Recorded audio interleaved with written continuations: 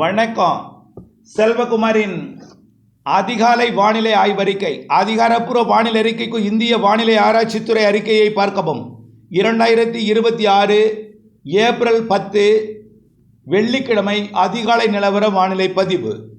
கடந்த பல நாட்களாக அறிவித்து வந்திருக்கக்கூடிய வானிலை முன்னறிவிப்பை ஒருமுறை நினைவு கூறி நேற்றைக்கு மழைப்பொழிவு எங்கே பெய்தது, இன்று எங்கே பெய்ய போகிறது என்பதையும் பார்ப்போம். கடந்த பல நாட்களாக அறிவித்துக் கொண்டிருந்த வானிலை அறிக்கை என்ன சொன்னோம்? 3ஆம் தேதி மழை ஒரு சில இடங்களில் பெய்யும் சொன்னோம். அப்போது ஈரோடு மாவட்ட வடக்கு பகுதி, கிருஷ்ணகிரி எல்லாம் பொழிந்ததை நினைவுபடுத்துகிறேன். திருநெல்வேலி இந்த மாவட்டம்லாம் 4ஆம் தேதி கொஞ்சம் பரவலாகும்னு சொன்னோம், ஆனது. 5ஆம் தேதி டெல்டா மாவட்டங்கள் வரைக்கும் கிடைக்கும்னோம்.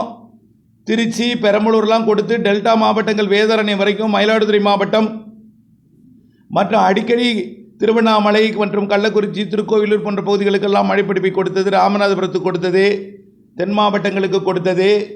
அப்புறம் இடையில் திருப்பூர் மாவட்டம், திண்டுக்கல் மாவட்டத்துக்கு கொடுக்காமல் இருந்தது. அதுவும் என்ன சொன்னோம்? 9ஆம் தேதி வரைக்கும் 8ஆம் தேதி வரைக்கும் கிழக்கு கடலோரத்துக்கு இருக்கும். 9ஆம் தேதி மேற்கு தொடர்ச்சி மலையும், 10ஆம் தேதி 9ஆம் தேதி மேற்கு தொடர்ச்சி மலை, 9, 10, 11, 12 மேற்கு தொடர்ச்சி மலையில் இருக்கும். 12ஆம் தேதி வரை மேற்கு தொடர்ச்சி மலைக்கும். 12ஆம் தேதிக்கு பிறகு கேரளா, கர்நாடகாவுக்கு இருக்கும். ஆங்காங்கே இருக்கும், ஒதுக்கி ஒதுக்கி இருக்கும். ஒரு இடத்துல ஒரு முறையாவது பெய்யும், ஆனால் ஒதுக்கி ஒதுக்கிட்டே இருக்கும். சில இடங்களில் அந்த ஒரு முறை கூட பெய்யாமல் கூட போகலாம். கோடை மழை இதுதான் நம்ம சொல்லியிருந்தோம். புரியுதுங்களா? இதில் ஒதுக்கி இருந்தவர்கள் என்ன செய்கிறாங்கன்னா, விரக்தியின் காரணமாக பகடக்காயாக பயன்படுத்துகிறாங்க. என்ன ஒட்டஞ்சத்திரம் பகுதியிலிருந்து நேற்றைக்கு பன்ருட்டியோட பகுதியிலிருந்து நேற்றைக்கு இப்படி ஆங்காங்கே புரிதல் இல்லை காரணமாக அவர்களுடைய கல்வி அறிவில், அது பெற்ற கல்வி அறிவில் புரிதல் இல்லாமை காரணமாக இப்படி நடக்கிறது. நாம் என்ன சொன்னங்கிறதும் புரிதல் இல்லாமல் எங்கும் பெய்யும், அவங்களுக்கும் பெய்யும், வயலை நிரப்பாதுங்க, ஒதுக்குதல் இருக்கும், அப்படி தான் சொல்லிகிட்டே இருந்தோம். அவங்க அறவே புரிதல் இல்லை. பல இடங்களை ஒதுக்கி பெய்யும். இறுதியில் பெஞ்சு முடித்தாலும் 12ஆம் தேதிக்குள்ள அதுலேயும் பல இடங்களை ஒதுக்கியும் இருக்கலாம். பருவமழை கூட ஒதுக்கி தான் பெய்யுது.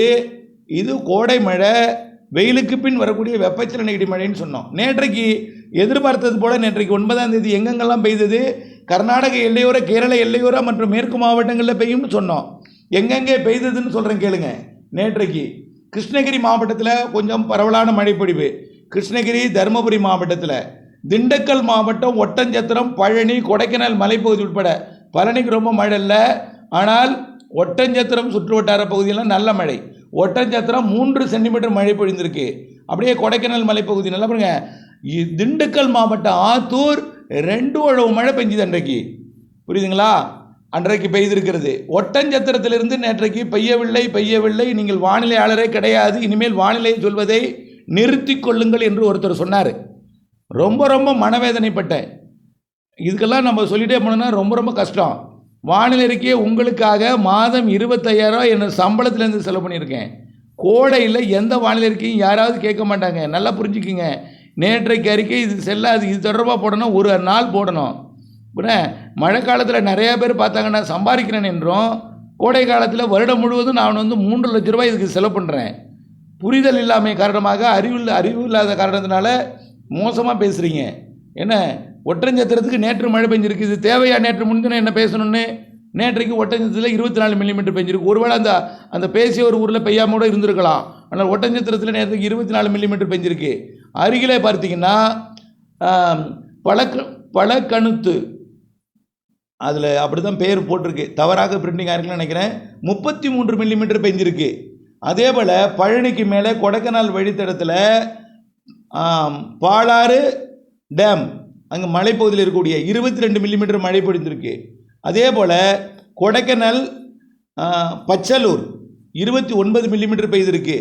அப்புறம் கிருஷ்ணகிரி மாவட்டத்திலேருந்து பார்த்தீங்கன்னாங்க, கிருஷ்ணகிரி மாவட்டம் கர்நாடக எல்லை ஓரத்தில் இருந்து பார்த்தீங்கன்னா தும்மனப்பள்ளி 20 மில்லிமீட்டர், அடுத்தது நல்லூர் 20 மில்லிமீட்டர், அடுத்தது நாரப்பள்ளி 17 மில்லிமீட்டர், அடுத்தது வரதப்பள்ளி 23 மில்லிமீட்டர், ஒரப்பம் 21 மில்லிமீட்டர், அடுத்தது நரியன்ஹள்ளி 24 மில்லிமீட்டர், அடுத்தது காவேரிப்பட்டினம் காவேரிப்பட்டினம் கிருஷ்ணகிரி மாவட்டம், கிருஷ்ணகிரிக்கு தெற்கு வரக்கூடிய காவேரிப்பட்டினத்தில் 32 மில்லிமீட்டர் மழை பொழிந்திருக்கிறது. அடுத்தபடியாக தருமபுரி மாவட்டத்தில் பார்ப்போம். தருமபுரி மாவட்டம் இந்தூர் 20 மில்லிமீட்டர் மழை. அடுத்தபடியாக பார்த்தீங்கன்னா கடத்தூர் 29 மில்லிமீட்டர். அடுத்தது கேதுரெட்டிப்பட்டி 33 மில்லிமீட்டர். கர்நாடக எல்லையோரம் 40 மில்லிமீட்டர் பெஞ்சிருக்கு பாருங்கள் வனப்பகுதியில். பிக்கிலி 40 மில்லிமீட்டர். அடுத்தது இந்தூர் 20 மில்லிமீட்டர். அடுத்தது கர்நாடக எல்லையோரத்தில் சுஞ்சல் நத்தம் 39 மில்லிமீட்டர் பெஞ்சிருக்கு, 4 சென்டிமீட்டர் பெஞ்சிருக்கு. நெருப்பூர்லேயே 29 மில்லிமீட்டர் பெஞ்சிருக்கு, 3 சென்டிமீட்டர் மழை பெஞ்சிருக்கு. நெருப்பூரில் மேட்டூருக்கு வடக்கு பகுதி, மேட்டூர் அணை நீர்த்தேக்க பகுதியோட வடக்கு பகுதி. டேமில் நீர் தேக்கினாலும் கூட அந்த பகுதியிலே நீர் ஏறும். 120 அடி கொள்ளடிலாம் ஏறும்போது அங்கே நீர் ஏறக்கூடிய நெருப்பூர் பகுதியில் 4 சென்டிமீட்டர் மழை பெஞ்சிருக்கு, 3 சென்டிமீட்டர் மழை பெஞ்சிருக்கு. அதே போல் மேட்டூர்லேயும் 17 மில்லிமீட்டர் மழை பெஞ்சிருக்கு, 2 சென்டிமீட்டர். நங்கவள்ளி 19 மில்லிமீட்டர் பெஞ்சிருக்கு. ஈரோடு மாவட்டம் சேலம் மாவட்ட எல்லையோரத்தில் குமரராயனூர் 24 மில்லிமீட்டர் பெஞ்சிருக்கு. அடுத்தது பார்த்திங்கன்னா எரிகண்டப்பட்டி, அப்படி தான் பேர் வருது, மிஸ்டேக்காக இருக்கும் போல இருக்குது, அதில் பிரிண்டிங் மிஸ்டேக்கு. 23 மில்லிமீட்டர் மழை பெஞ்சிருக்கு. அடுத்தபடியாக பார்த்தீங்கன்னா திண்டுக்கல் மாவட்டத்தில் ஏற்கனவே சொல்லிட்டோம். தென் மாவட்டங்களுக்கு போனீங்கன்னா திருநெல்வேலி மாவட்டம் சுத்தமல்லி 22 மில்லிமீட்டர். அடுத்தது தெற்கு வீரவநல்லூர் 19 மில்லிமீட்டர். இப்படி மழை நிறைய இடங்களில் மழை பொழிந்திருக்கிறது. தேனி மாவட்டத்திலையும் மழை பொழிஞ்சிருக்கு, ஆங்காங்கே மழை பொழிஞ்சிருக்கு. திண்டுக்கல் மாவட்டம் கொடைக்கானல் மலைப்பகுதி, ஒட்டஞ்சத்திரம், பழனியை நெருங்கிச்சு. பழனியில் லேசாக பெஞ்சிட்டு போயிட்டு ஆய்க்குடி பழனி 8 மில்லிமீட்டர் தான் பெஞ்சிருக்காங்க. அடுத்தது பாலசமுத்திரம் 10 மில்லிமீட்டர் பெஞ்சிருக்கு, 1 சென்டிமீட்டர். பழனிக்கு வடக்கே கொடைக்கானல் மலைப்பகுதி. இப்படி இங்கெல்லாம் மழை பொழிந்திருக்கு. நாம் என்ன சொல்லியிருந்தோம்? கேரள எல்லையோர, கர்நாடக எல்லையோரம் மற்றும் மேற்கு மாவட்டங்களில் ஒதுக்கி ஆங்காங்கே பெய்யணும். இன்றைக்கி எங்கே மழை பெஞ்சிருக்கோம் அப்படின்னு பார்த்தீங்கன்னா, இன்றைக்கி எங்கெல்லாம் மழை பெய்ய போகுது அப்படின்னு பார்த்தீங்கன்னா, இன்றைக்கும் கேரள எல்லையோர, கர்நாடக எல்லையோர மாவட்டங்களுக்கு மழை வாய்ப்பு. இன்றைக்கு நீலகிரி முதல் கன்னியாகுமரி வரைக்கும் உள்ள மேற்கு தொடர்ச்சி மலை மற்றும் அதனை ஒட்டியுள்ள உள்பகுதிகளுக்கு நேற்றைக்கு உடுமலைப்பேட்டை மடத்துக்குள்ள நெருங்கியது. பழனி வந்த மழை அப்படியே கொடைக்கானல் மலைப்பகுதிக்கு மேற்கு புறமாக மறையூர் பகுதியை நோக்கி அப்படியே பயணம் செய்தது, விலகி போயிடுச்சு. இன்றைக்கு வரலாம் உடுமலைப்பேட்டைக்கும் மடத்துக்குளத்துக்கும். அதே போல் கர்நாடக எல்லையோர மாவட்டங்கள் கிருஷ்ணகிரி, தருமபுரி, சேலம் மாவட்டத்தின் கர்நாடக எல்லையோர பகுதி, ஈரோடு மாவட்ட பகுதிகளுக்கும் இன்றைக்கு வாய்ப்பு இருக்குது. அடுத்தது பார்த்தீங்கன்னா வாய்ப்பு, நல்லா புரிஞ்சுங்க. வாய்ப்புன்னு என்ன தெரியுமா? சான்ஸு. பெய்யலாம், பெய்யாமல் ஒதுக்கி விட்டு போகலாம். ஆனால் மழை வாய்ப்பு அந்த இடத்துல உங்கள் ஊருக்கு பெய்யலனா கூட பக்கத்தில் பெய்யும். இப்போ கிருஷ்ணகிரி மாவட்டத்தில் மழை பெஞ்சுன்னு சொன்னோம். பல பேருக்கு எங்கே சார் மழை பெஞ்சுது? பெய்யவே இல்லை, பெஞ்சுன்னு சொல்கிறாருன்னு சொல்லுவீங்க. உங்களுக்கு பெய்யல, எந்தெந்த ஊர் பெஞ்சிருக்குன்னு அந்தந்த ஊரை சொல்லியிருக்கிறேன். ஒன்று அறிக்கையில் புரிஞ்சுக்கணும், இல்லை இந்திய வானிலை ஆய்வு நிறுவனம் பட்டியல் போடுவாங்க, அதை புரிஞ்சுக்கணும். இல்லை தொலைக்காட்சி ஊடகங்களை பார்த்தா உங்களுக்கு புரியும், இல்லை நேராக போய் பார்த்து வந்தால் தான் புரியும். புரிஞ்சுங்களா? அப்படித்தான் கோடை மழை இருக்கும் என்பதை புரிந்து கொள்ள வேண்டும். அதே போல் தருமபுரி, சேலம் மாவட்டத்திலையும் இன்றைக்கு ஆங்காங்கே ஒரு சில இடங்கள் இருக்கும். அதே போல் நேற்றைக்கு மேற்கேக்கு கிழக்கு பார்த்துருந்தால் தெரிஞ்சிருக்கோம். பழனிக்கு கிழக்கே ஒட்டஞ்சத்திரம்லாம் மழை பெய்ததை திண்டுக்கல் மாவட்டத்திலிருந்து மேற்கு பகுதியிலிருந்தும், உடுமலைப்பேட்டை சுற்று வட்டார பகுதியில் பொள்ளாச்சி பகுதியிலிருந்தும் மேற்கிலிருந்து கிழக்கு நோக்கி பார்த்துருந்தால் திண்டுக்கல் மாவட்டத்தில் ஒட்டஞ்சத்திரம் சுற்று வட்டாரத்தில் பழனி மலைப்பகுதியில் அப்படியே கொடைக்கானல் மலைப்பகுதியில் பெய்ததை நீங்கள் பார்த்துருக்கணும். இப்படித்தான் நீங்கள் பார்த்து உணர்ந்திருக்கணும். அப்போ தான் வானிலையாளரோட அறிக்கை சொல்ல. வெறும் வெயில் மட்டும் அடிக்காது. கடலோர மழை என்னைக்கு வரும்னு சொன்னோம்? 5, 6, 7, 8 வரும்னு சொன்னோம். பெஞ்சிட்டு போயிட்டுல, அது உங்களுக்கு தெரியுமா? 6, 7, 5, 6, 7 பெஞ்சு 8க்கு மேலே மேற்கு தொடர்ச்சி மலை மாவட்டங்களுக்கு தான் வரும். கடலோரம் பெய்யாதுன்னு சொன்னோம். 7ஆம் தேதி வரையும் கும்பகோணம் பெஞ்சுது. அதே போல் திருவண்ணாமலை மாவட்டத்தில் பெஞ்சு, முத்துப்பேட்டையிலேயே தில்லைவிளாகம் சுற்று வட்டார தெற்கு பகுதியெலாம் பெஞ்சுது. அதுக்கப்புறம் வராதுன்னு சொன்னோம். இப்போ மேற்க பெஞ்சிட்டு இருக்குன்னு சொன்னோம், பெய்யும்னு சொன்னோம், பெஞ்சிட்டு இருக்கு. இன்றைக்கும் ஆங்காங்கே ஒதுக்கி மேற்கு மாவட்டங்களில் பெய்யும்னு சொல்லியிருக்கிறோம். தென் மாவட்டங்களின் மேற்கு பகுதி மற்றும் மேற்கு மாவட்டங்கள், கர்நாடக எல்லையோர மாவட்டங்களில் இன்றைக்கு எதிர்பார்க்கலாம் மாலை இரவில். அதற்கு பிறகு கேரளாவில் வலுத்த மழை பொழியும். இன்றைக்கு இரவும் நாளையும் கேரள எல்லையோரத்தில் வாய்ப்பு இருக்குது. படிப்படியாக 12ஆம் தேதிக்கு அப்புறம் கேரளாவுக்குள்ளே போயிடும். கேரளா மற்றும் கர்நாடகாவில் மட்டும் பெய்யும்னு ஏற்கனவே சொல்லியிருக்கிறோம். அடுத்த மழைப்பொழிவு வரக்கூடிய 20ஆம் தேதி டெல்டா மாவட்டங்களின் தெற்கு பகுதி தென்கடலோரத்துக்கு வாய்ப்பு இருக்குது. காற்றோட போக்குவரத்து கவனிச்சிங்க. ஏன் வேலூரில் அதிக வெப்பம் உயர்த்துது? இப்போது தென்கிழக்கு திசையிலிருந்து உயரழுத்தம் தெற்கு நோக்கி வந்திருக்கு. கடிகார சுற்றுக்கு எதிர் திசையில் சொல்லும்போது என்னாகும்?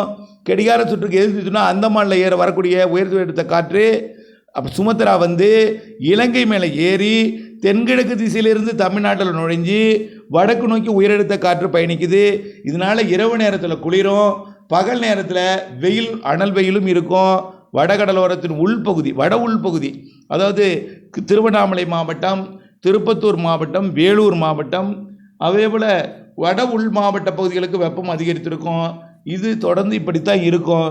வரக்கூடிய இந்த மாத இறுதி வரைக்கும் இந்த கரூரை விட பொள்ளாச்சியும் வெயில் அதிகமாக தான் இருக்கும். 101, 100 இருக்கும் மேற்கு மாவட்டங்களில். அதை விட வேலூர் அதிகமாக இருக்கும். கரூர், பரமத்தி, ஈரோடும் கொஞ்சம் அதிகமாக இருக்கும். கடலோரம் குறைவாக தான் இருக்கும். உணர்வு வெப்பம் தான் கடலோரம் அதிகமாக இருக்குது. இதுவரைக்கும் கடலோரம் 100ஐ தொடலை. புரிஞ்சுக்குங்க, 100ஐ தொடலை. உள்ளே தான் 100 இருக்குது.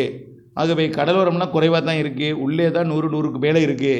இந்த வெப்பம் நேற்று முன்தினம் இருந்தது போல் இன்றைக்கி இருந்தாலும் கொஞ்சம் குறைந்திருக்கும். வரக்கூடிய நாட்களில் 13ஆம் தேதிக்கு மேலும் குறைஞ்சிருந்தாலும் சில நாட்கள் உயர்ந்திருந்தாலும் ஒரு சில இடங்களில் மட்டும்தான் வெப்பம் உயர்ந்திருக்கும் அப்படின்னு சொல்லியிருக்கிறோம்.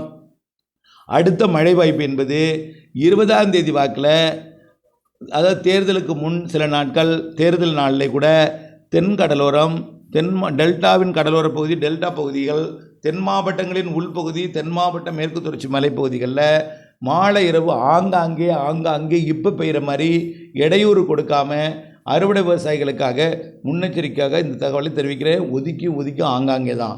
வலுவான ஒரு பரவலான மழைன்னா மாத இறுதியில் எதிர்பார்க்கப்படுகிறது. நிகழ்வு சுமத்ரா தீவு உருவாகி நெருங்கி வரலாம் என்று எதிர்பார்க்கப்படுகிறது. அல்ல விலகி கூட செல்லலாம் எதிர்பார்க்கப்படுகிறது. என்ன, ஆகவே இங்கிருந்து 1300 கிலோமீட்டர் தொலைவில் உருவாகி 1300 கிலோமீட்டர் நெருங்கி வருமா பாருங்கள். தமிழ்நாட்டிலிருந்து 1300 கிலோமீட்டர் இது சுமத்ரா தீவு. தமிழ்நாட்டிலிருந்து மேற்கு வங்கமும் 1300 கிலோமீட்டரு. 1300 கிலோமீட்டர்லேருந்து 1300வது கிலோமீட்டருக்கு போகுமா, 1300 கிலோமீட்டருக்கு 800வது கிலோமீட்டருக்கு போகுமா, எல்லாம் நெருங்கி வருமா, இதெல்லாம் அப்போ தான் சொல்ல முடியும். மாத இறுதி நாட்களில் தெரிகிறது. 20ஆம் தேதியிலிருந்து மாலை இரவு இடிமழை பிடிப்பு இப்போ பெய்கிற மாதிரி பெய்ய வாய்ப்பு என்பதையும் புரிதல் வேண்டும் என்பதையும் உங்களுக்காக உழைக்கிறேன். இது தொடர்பான நான் விரிவான அறிக்கை உங்களுக்கு கொடுக்குறேன். அது எல்லாரும் எப்படியாவது பார்க்க செய்யணும். அப்படிப்பட்ட அறிக்கை உங்களுக்கு கொடுக்குறேன்.